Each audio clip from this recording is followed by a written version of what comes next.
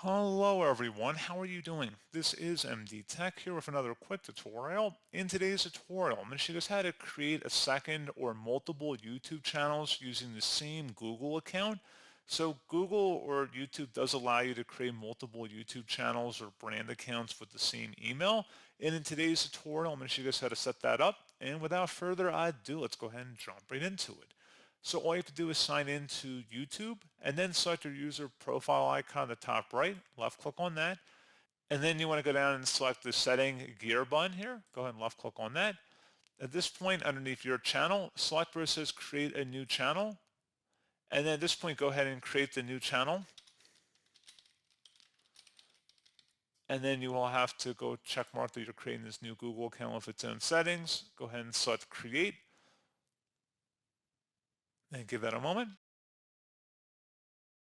And now the new channel has been created. And if we want to switch between the two, just go up to the top right, select your account, and then select switch account, and you can switch between the two brand accounts.